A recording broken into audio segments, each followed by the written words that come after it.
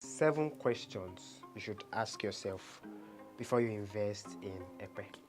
Now, if you look at it, the attention of everybody, every investor in the Lagos real estate market has turned towards Epe. And because of this, a number of people are involved in shady and not too good business deals. So in this video, we'll talk about the 7 things you should look out for before you buy any property in Epe. Let's go.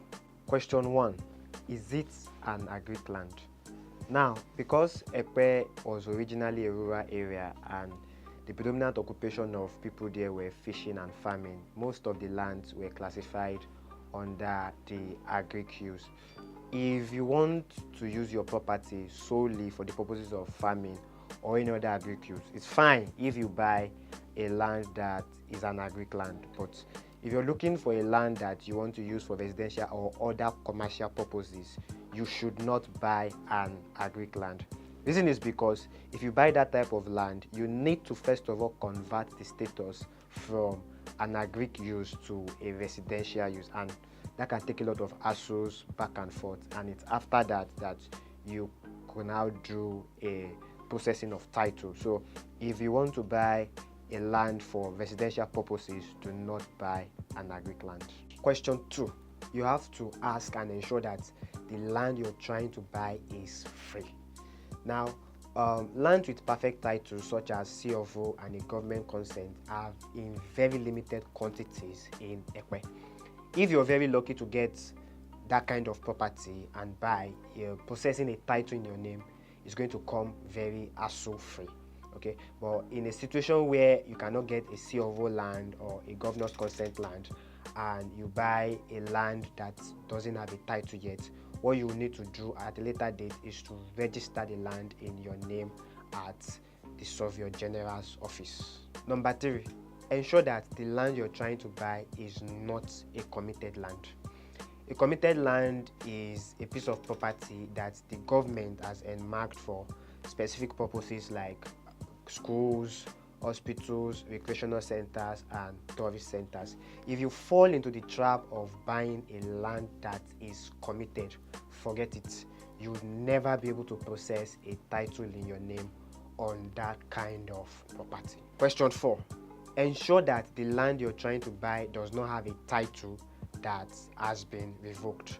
Sadly, this is one part of documentation that a lot of people do not pay attention to. What does it mean for the title on a land or a property to be revoked? It simply means that the government has allocated a title to either an individual or a developer before, and because of some issues that came up, the title had to be revoked. Meaning the title had to be taken back.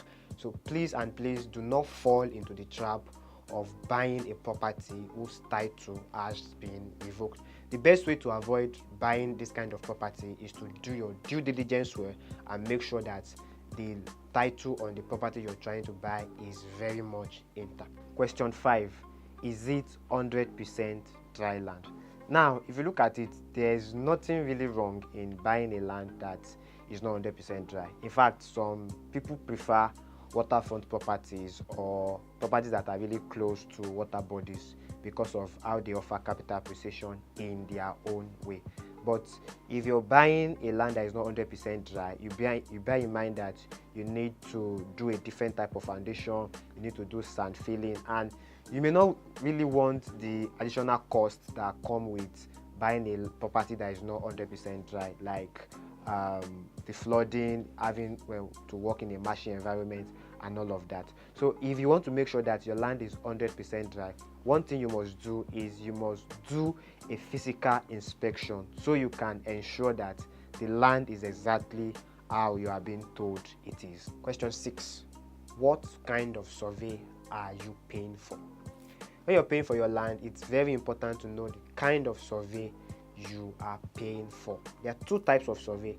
There's a provisional survey and the registered survey. A provisional survey is one in which the coordinates are just charted, the surveyor signs, and you're giving your survey. You cannot process a title with this kind of survey. A registered survey, on the other hand, means that your survey copy is actually signed in the Ministry of Lands, and when you have this kind of survey, there are no restrictions in perfecting your title or building on your piece of land. Last question: when can you expect to build on your land? Now, some lands in Ekpe are buy and build, meaning when you buy, perfect your title, complete all your payments, you can begin building. There's no restrictions. Why other lands, in fact, most of the lands in Ekpe are investment properties, meaning you buy them for land banking purposes. So you need to be sure that the kind of land you're buying is suited for what you really need it for at that point in time. So here is everything on the 7 questions you should ask yourself before you buy any land in Ekpe. Thank you.